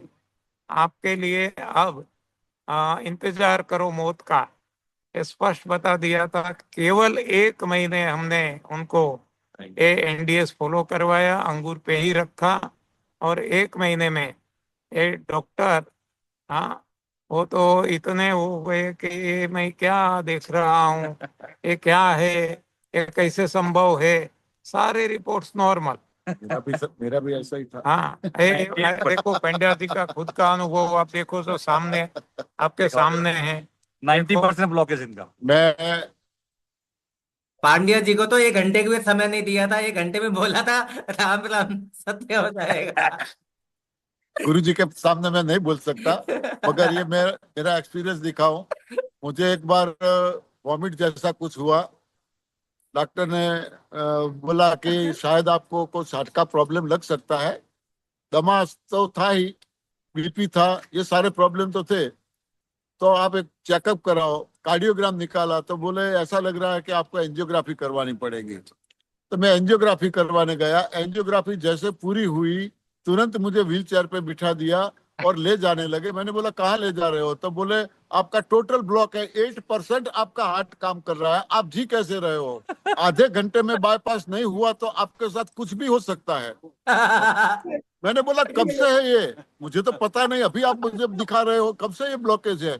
मैं तो जी रहा हूँ। ये तो उसी ने मुझे भेजा, कार्डियोग्राम वाले ने, कि एंजियोग्राफी कराओ। तो मैं यहाँ आया और मैं 70 किलोमीटर गाड़ी ड्राइव करके आया। बोले आपने क्या ड्राइविंग किया? बात। मैंने बोला हाँ, मैं ड्राइविंग करके आया हूँ, मुझे ऑपरेशन नहीं करवाना है। मैंने मना कर दिया। बोले सोचो मत। मैंने बोला नहीं करवाना है। मैं उठ के खड़ा हुआ। अरे कैसे खड़े हो, चल सकते हो? अरे मैंने बोला मुझे ड्राइविंग करना है तो गाड़ी तक तो जाना पड़ेगा। बोला व्हील चेयर में बैठो, ले जाएंगे। मैंने व्हील चेयर छोड़ी और मैं चलने लगा। उसके 1 हफ्ते के बाद घर वालों ने बोला कि ऑपरेशन करवा लो। मैंने बोला नहीं, एक रिपोर्ट पे नहीं करवाना है। 1 हफ्ते के बाद दूसरी हॉस्पिटल गया, वहां उन्होंने रिपोर्ट निकाला। उन्होंने सेम वही बोला, सिर्फ आधा घंटा आपके लिए है। मैंने बोला सर माफ करो, आप लोगों का आधा घंटा होता कितने घंटों का है? 1 हफ्ते पहले मुझे बोला आधा घंटा, 1 हफ्ते के बाद आज आप बोल रहे हो आधा घंटा। बोले प्लीज नो डिस्कस, टाइम नहीं है आपके पास, क्या करना है बोलो। तो मैं थोड़ा मन में ऐसा आया कि चलो दूसरा रिपोर्ट भी ऐसा है तो कुछ सोचना चाहिए। इकोनॉमिकली मेरे पास पैसे थे नहीं, तो मैंने बोला आपके यहाँ माँ कार्ड चलता है क्या? बोले नहीं, माँ कार्ड यहाँ नहीं चलता। उस समय माँ कार्ड था, अब आयुष्मान कार्ड आया है। जी तो जी जी मैंने जी। बोला नहीं, हम यहाँ नहीं चलता है, मगर हमारा एक ग्रुप है, मैं पर्ची लिख देता हूँ, आप अहमदाबाद चले जाओ। मगर अहमदाबाद जाने का रास्ता 3 घंटे का है आपका, कैसे जा पाओगे? आपके पास तो आधा घंटा है। मैंने बोला देखो मैं गाड़ी ड्राइव करके आया हूँ 200 किलोमीटर। वो बोले 200 किलोमीटर आप गाड़ी ड्राइव करके आए? मैंने बोला हाँ, और अभी 300 किलोमीटर अहमदाबाद जाना पड़ेगा गाड़ी लेके। कमाल है आप, प्लीज रिस्क मत लो, करवा लो। मैंने बोला देखो आपका एक ग्रुप चल रहा है, ऑपरेशन आप यहाँ करवा लो, माँ कार्ड वहां भेज दो, क्या दिक्कत है? ग्रुप आपका ही है तो फिर। बोले नहीं ऐसा तो नहीं हो सकता। तो मैंने बोला मुझे जाने दो। मैं अहमदाबाद गया। अहमदाबाद में मेरा रिश्तेदारी डॉक्टर था, उन्होंने पर्ची लिखी, वहां तो मैं नहीं गया। रिश्तेदारी डॉक्टर था, मेरे साले का बेटा, वहां पे मैं गया। चलो घर का डॉक्टर है, हार्ट स्पेशलिस्ट है, वो भी UN मेहता हॉस्पिटल में, सिविल हॉस्पिटल में। तो मैं वहां गया इनके पास, उन्होंने रिपोर्ट निकाला, उन्होंने भी यही बोला आधा घंटा। अरे भाई ये आधे घंटे में से मुझे कब बाहर निकालोगे आप लोग? तो इतने सारे प्रॉब्लम थे। मैंने ऑपरेशन फिर भी नहीं करवाया। परिवार वालों ने बहुत बोला कि 3 डॉक्टरों को दिखा दिया, अब क्या है, फिर भी अंदर से आवाज आई, नहीं मुझे ऑपरेशन नहीं करवाना है। चला आया, मैंने सारे सवाल पूछे, टाइम कम है, मैं सारे सवाल जवाब नहीं दे सकता यहाँ पे। मैंने पूछा ऑपरेशन के बाद मैंने सुना है कि दूसरी बार भी बाईपास करवाना पड़ता है, बोले हाँ। तीसरी बार भी करवाना पड़ता है, बोले हाँ।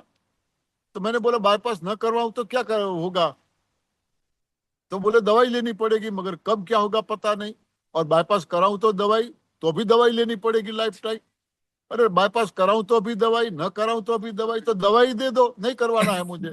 3 महीने की मुझे दवाई लिख दी, 3 महीने की मुझे दवाई लिख दी। दवाई लेके मैं घर आया, कुछ दिनों के बाद एक वॉमिट जबरदस्त हुई, ग्रीन कलर की, मैंने ऐसा कुछ कभी खाया नहीं था, और डे नाइट वॉमिट चालू रही। फिर हॉस्पिटल गए, दूसरा तो कोई रास्ता पता नहीं था। वहां रिपोर्ट निकाला तो बोले आपके गोल्ड बैडर में स्टोन था, वो पक गया, पस हो गया, फट गया है, बॉडी में पस फैल गया है, इमरजेंसी अभी नहीं निकाला तो कल शाम 5 बजे तक आप जिंदा हो। गुरुजी को मैंने दोनों रिपोर्ट दिखाई थी, मेरे घर पे आए थे, कल शाम 5 बजे तक आप जिंदा हो। गुरुजी ने मुझे बताया पंड्या जी आपकी जगह मैं होता तो मैं भी ऑपरेशन करवा लेता, इतना डेयरिंग मैं नहीं कर सकता जो आपने डेयरिंग किया है। डेयरिंग पावर मेरा पहले से था, ये एनडीएस का तो पता मुझे बाद में चला। वहां भी मैंने ऑपरेशन नहीं करवाया, और आज ना क्या पता गोल्ड बैडर का ऑपरेशन किसने किया और ब्लॉकेज कितने खुले नहीं खुले। इसके बाद आज तक मैं हॉस्पिटल में नहीं गया, 11 साल हो गए, कोई रिपोर्ट मैंने नहीं निकाली अंदर क्या है क्या नहीं है। मैं स्वस्थ हूँ, मस्त हूँ, तंदुरुस्त हूँ। आधा घंटा अभी बहुत चालू है। हाँ धन्यवाद। बहुत सुंदर, बहुत सुंदर, बहुत एक क्षण सुंदर। युगों की है। हाँ, जी जी जी। हमारे बीच इतने महारथी एनडीएस के महारथी बैठे हैं, मैं ऊपर वाले का बहुत बहुत धन्यवाद करता हूँ, संदीप मदान जी का बहुत बहुत धन्यवाद करता हूँ कि ऐसा मंच मिल गया जहाँ सभी महारथी हमारे बीच बैठे हैं। सुंदरलाल जी भी बहुत बहुत धन्यवाद। अगला सवाल डॉक्टर आर के आर्य जी है। डॉक्टर आर के आर्य जी, मैं आपको विनती करूंगा आप नमस्कार अपना संक्षिप्त में अपना प्रश्न रखें। जी जी। नमस्कार नमस्कार। गुरुजी, मेरा प्रश्न ये है चौहान साहब से, गुरुजी से। मेरे एक साथी हैं, उनको ब्रेन हेमरेज हो गया था, तो करीब 20 दिन हॉस्पिटल में एडमिट रहे, but he is able to survive. लेकिन उनको ना ये प्रॉब्लम हो गई, मतलब पैरालिसिस, यानी वो हाथ से लिख नहीं पाते कुछ भी। Is a retired person, teacher है, हाथ से लिख नहीं पाते और मुंह से भी बोलते हैं, but nobody is able to make out वो क्या कह रहे हैं। तो मैं जानना चाह रहा हूँ, क्या अगर वो एनडीएस में पूरा मतलब ऐसे चलते फिरते हैं, खाना भी उनकी वाइफ खिलाती है, अपने हाथ से नहीं खा पाते हैं, और डेली का रूटीन जो है थोड़ा बहुत घूमते फिरते भी हैं, बट मतलब हेल्प की जरूरत है। मैं जो कहना चाह रहा हूँ कि कम से कम या तो बोल पाए, अगर बोल भी नहीं पाए तो हाथ से ही लिख पाए, तो at least somebody is able to make out कि वो कहना क्या चाह रहे हैं, लिखना क्या चाह रहे हैं। तो क्या अगर वो एनडीएस को शुरू करें तो ऐसा कुछ पॉसिबिलिटी है?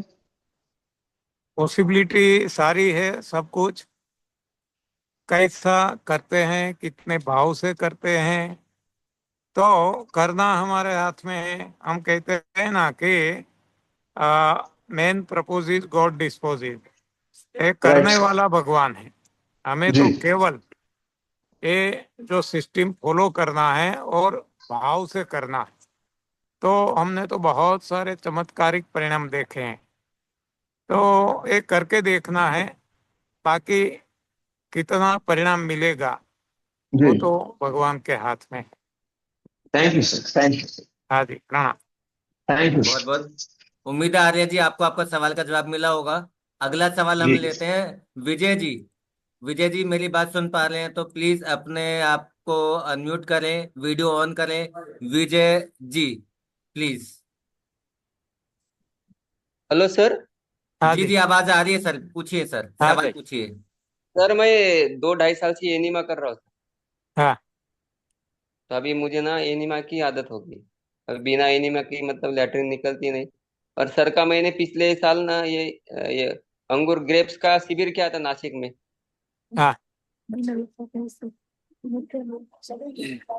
जी और अभी मुझे विजय जी। हाइड्रोसिल की तकलीफ है सर। हाँ, हाइड्रोसिल की तकलीफ है अभी। हाँ। हाँ और मैं हाँ एनीमा एनीमा करते रहता हूँ सर। एनीमा में मेरा कंटिन्यू चालू है सर।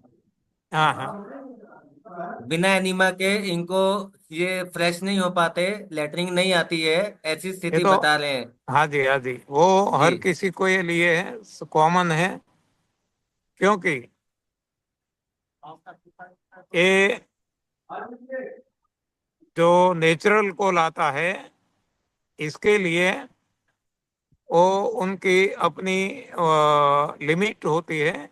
वहां तक जो हमारी बड़ी आंत भर जाएगी, बाद में नेचुरल कोल आएगा, जिसको हम लिमिट स्विच कहते हैं।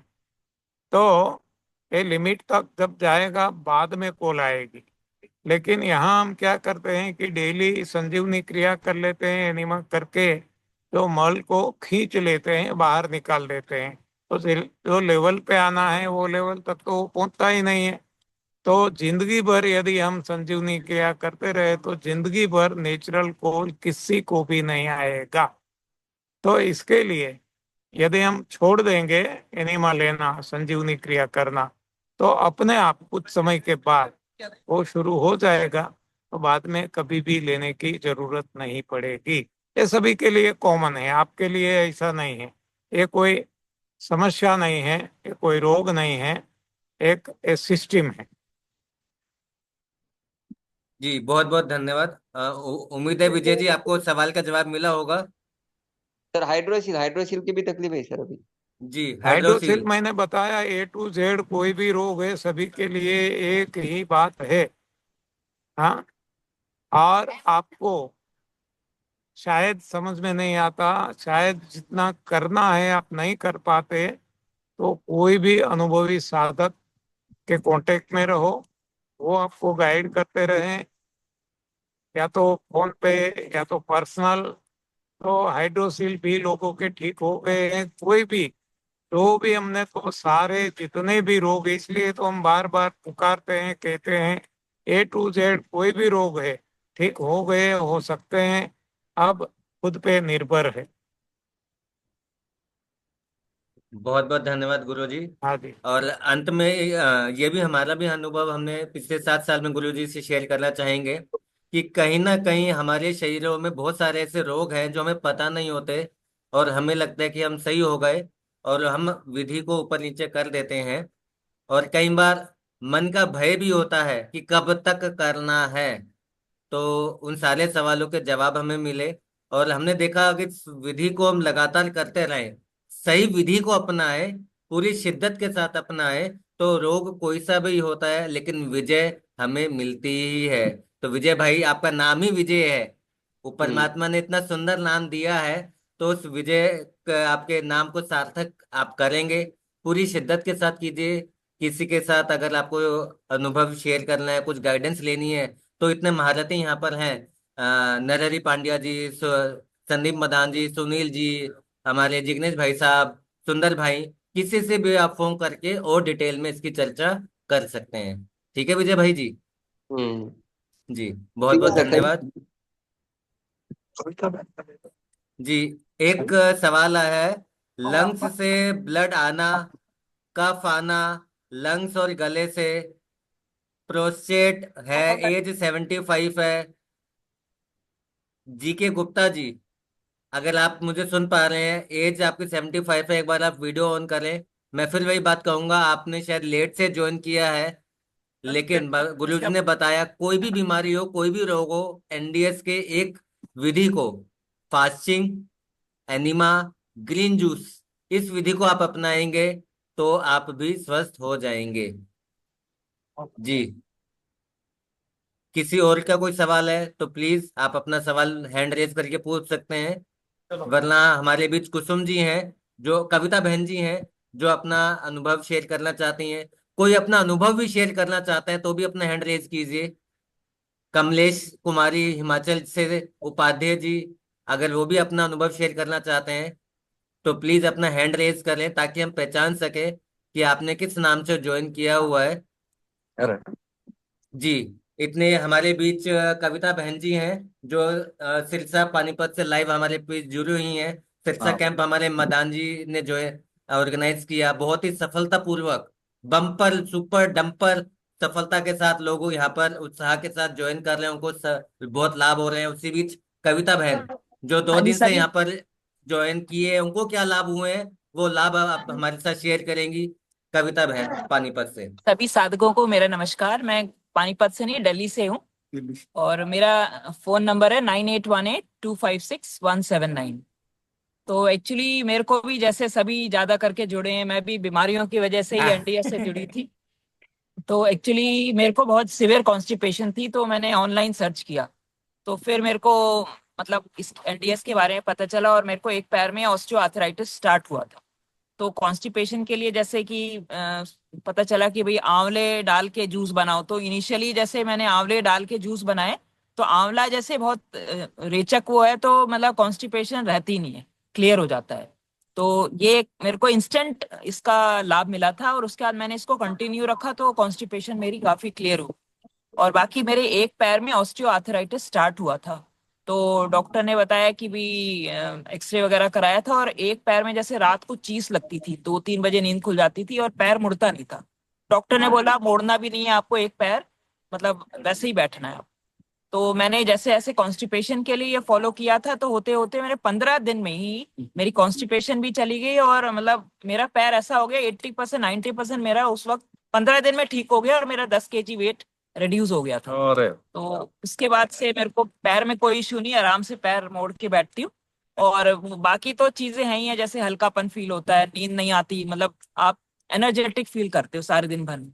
तो जैसे अनाज खाते थे तो दोपहर में सो जाते थे, लगता था मतलब क्या करेंगे लाइफ में। लेकिन अब इतनी एनर्जी रहती है कि मतलब कोई वो नहीं आती। हाँ, तो बाकी ये है कि मतलब जो हम लेडीज हैं वो ही घर में एनडीएस को स्टार्ट करा सकती हैं सबके लिए। जैसे मैं हूँ, मैंने जैसे ये मतलब मैंने सेमिनार अटेंड करे थे, उसके बाद मैंने घर में जाके ब्रेकफास्ट बनाना छोड़ दिया, रोटी परोंठा कुछ नहीं। तो जब बनाना छोड़ा तो फिर सभी लोग खाने लगे फ्रूट और सलाद। नहीं तो ऐसे अनाज खाते तो कोई नहीं खाता फ्रूट सैलेड। तो बस हमारा फिर यही रूटीन बना है, सब लोग सुबह ब्रेकफास्ट मतलब ग्रीन जूस तो है ही है, फ्रूट्स और सैलेड खाते, रात को फिर सबको खाना मिलता है, दिन में किसी को खाना नहीं मिलता। बहुत बढ़िया। अरे वाह। बहुत बहुत धन्यवाद। जैसे कहते भी हैं, एक नारी ही चार दीवारी के मकान को घर बनाती है, हाँ जी। और एनडीएस से वही नारी उस घर को स्वर्ग बना सकती है जहां बीमारियों का कोई नामो निशान नहीं। और चाहे तो वही नारी उस घर को अनाज दूध पनीर खिला खिलाकर बीमारियों का घर बना सकती है। तो हाँ जी। बहुत बहुत धन्यवाद। आपका अनुभव कैसा रहा कैंप में? मदान जी ने जो कैंप ऑर्गेनाइज किया उसका कुछ अनुभव भी बताए जी। हाँ जी, अनुभव तो मैं 3-4 बार कर चुकी हूँ, तो मतलब बहुत अच्छा लगा। पहले वाला जो था वो थोड़ा सा जैसे एडवांस लेवल का था, तो उसमें नमक वगैरह नहीं था, ग्रीन मतलब जूस में नमक नहीं था, बाकी ये जो चीजों में नहीं। आज का जो कैंप आप कर रहे हैं हाँ, तो सिरसा आज जो में, है उसमें जैसे जो बिगिनर्स हैं उनके लिए भी बहुत अच्छा है, जो घर में ऑलरेडी प्रैक्टिस करके नहीं आए तो उनके लिए भी बहुत अच्छा है। हमें तो एज इट इज मतलब हमेशा ही एज यूजुअल बहुत अच्छा लगा, और जैसे वैरायटीज है खाने की, तो मतलब लोगों को ऐसा फील नहीं होता कि हम कुछ मिस कर रहे हैं घर में खाना। क्या बात। तो और बहुत अच्छा वो है यहाँ पे, जैसे वेदर बहुत अच्छा है और जिस तरह का इन्वायरमेंट है, और मतलब एज एज यूजुअल रात को कल्चरल प्रोग्राम होता है। तो ओवरऑल मिला के बहुत ही अच्छा और मतलब बहुत ही बढ़िया फैंटास्टिक बहुत एक्सपीरियंस है। बहुत धन्यवाद, बहुत बहुत धन्यवाद। कविता बहन जी, हमारे बीच उपाध्याय जी जुड़े हैं, डॉक्टर AM उपाध्याय जी। मैं उनसे चाहूंगा, अगर वो मेरी आवाज सुन पा रहे हैं। जी सर, जी सर। ओम शांति। ओम शांति भाई साहब, प्लीज अपना अनुभव शेयर करें। चौहान साहब काश। को जरा स्पॉटलाइट पे ले आए। चौहान साहब को प्लीज अपना अनुभव शेयर करें। जी जी जी जी। जैसे हाँ। कि इस समय हम थोड़ा सा अपने गांव पे आए हुए हैं, जी जी गेहूं जी। कट रही है। तो ऐसे सामने अंधेरा है, तो बाहर थोड़ा लाइट में आए हैं। जी जी सर सर, जी। अपना बताएं अपना अनुभव संक्षिप्त में। हाँ, हमने एनडीएस फॉलो करना शुरू किया है, 28 डेज हुए हमें अभी फॉलो करते हुए। 28 दिन। और 28 दिन, 28। 28 और 20। और इतने दिन में हमारा जो है वेट 75 to 66 हो गया। आपका 75। मैसेज मिला था, आपका मैसेज, और हमने सारे ग्रुप्स में फॉरवर्ड कर दिया। जी जी जी जी, धन्यवाद सर, नमस्कार आपको। हाँ जी प्रणाम। और एक नई चीज हमको जो है 4-5 दिन से फील हुआ है। मेरे बाएं पैर में एक सिस्ट जैसे उभर आई है, और वो जो है अब पेन, उसमें दर्द कुछ महसूस हो रहा है, लेकिन वो जो है लग रहा है कि अपने आप नरम हो रहा है, माने वो पिघल रहा है। बस यही एक चीज सामने आया हुआ है। हाँ जी, हाँ जी, वैसे तो अनुभव आपको होते रहेंगे। जी हाँ, जितना भी हमें पता है, नहीं पता है, हिडन डिजीज है, ये सारे डिजीज चले जाएंगे जैसे जैसे सफाई होती जाएगी। जी बहुत बहुत धन्यवाद उपाध्याय जी, आपको आपके अनुभव भी आपने शेयर किया, साथ में आपके सवाल का जवाब भी आपको मिला। बहुत बहुत धन्यवाद। हमारे बीच संगीता देवांगन जी हैं। संगीता देवांगन जी, प्लीज आप अपने आप को अनम्यूट करें और अपना सवाल संक्षिप्त में पूछें समय के। संगीता देवांगन जी।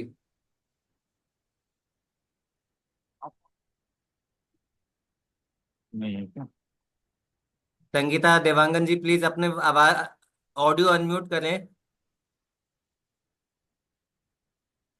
जब तक वो कहते हैं, हमारे बीच कमलेश कुमारी जी हैं।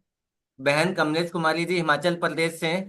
किस नाम से ज्वाइन हुए हैं हम देख नहीं पा रहे, प्लीज अपनी। जी, संगीता देवांगन जी प्लीज। हेलो। हाँ, संक्षिप्त में अपना सवाल पूछे गुरु जी से। हेलो, ओम शांति। जी ओम शांति। हाँ, गुरु जी आपके चरणों में शत शत नमन।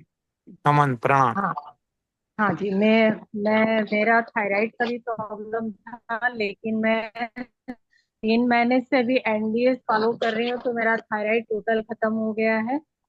और धन्यवाद। मुझे अल्सरेटिव कोलाइटिस का प्रॉब्लम है, तो मैं एनिमा लेती हूँ तो मेरे हाथ पैर ठंडे हो जाते हैं, और मैं निर्जला फास्टिंग करती हूँ तो मेरे ओठ सूखते हैं, जीभ भी सूख जाता है, तो उसके लिए क्या करना है मुझे?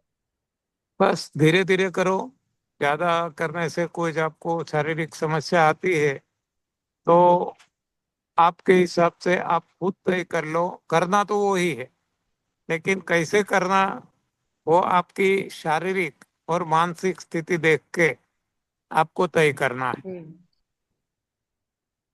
बाकी अल्सरेटिव कोलाइटिस भी बहुत सारे लोगों के ठीक हो चुके हैं, और जो कुछ है हर किसी को परिणाम अच्छे मिले हैं, आपको भी मिलेगा।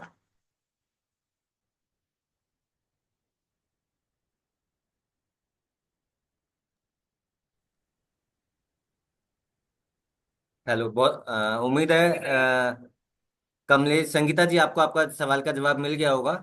आगे हम इस सेशन को कंटिन्यू करते हैं, और अगर किसी का कोई सवाल या अनुभव है तो प्लीज अपना सवाल या अनुभव पूछें, वरना आज की मीटिंग को हम यहीं पे फिनिश करते हैं।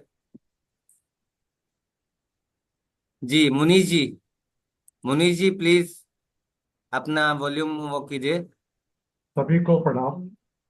मेरा प्रणाम प्रणाम। जी मेरा बोलिए सर। सिर्फ और सिर्फ एक ही सवाल है कि हाँ, जो भी साधक लगता है, मतलब जर्नी स्टार्ट करना चाहता है, उसकी जो विल पावर है उसको स्ट्रांग करने के लिए कोई ऐसा कुछ साधन अगर आप कुछ शेयर कर सकें मेरे से, तो मेरे लिए बहुत। विल विल पावर को। पावर के लिए जी तप सेवा सुमिरन का मार्ग है। जितना जितना हम भगवान के शरण में जाएंगे तो उतना हमारा विल पावर बढ़ता जाएगा, क्योंकि वहाँ हमें प्रॉमिस मिला है।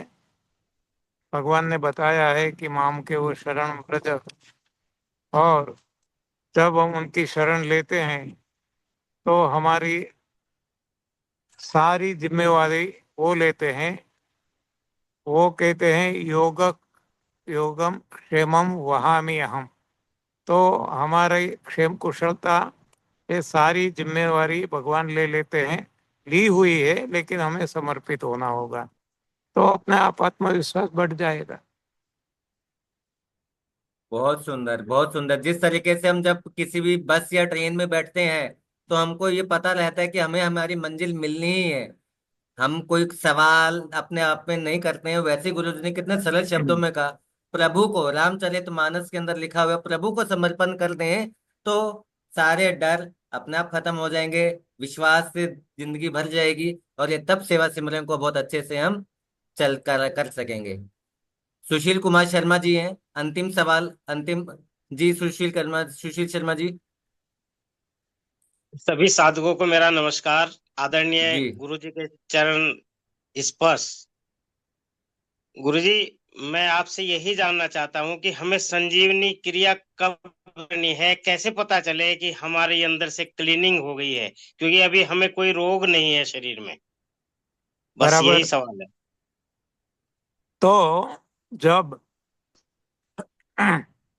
आप जो खाते हैं, मान लो पपीता खाया, तो आपके मल दर्शन करेंगे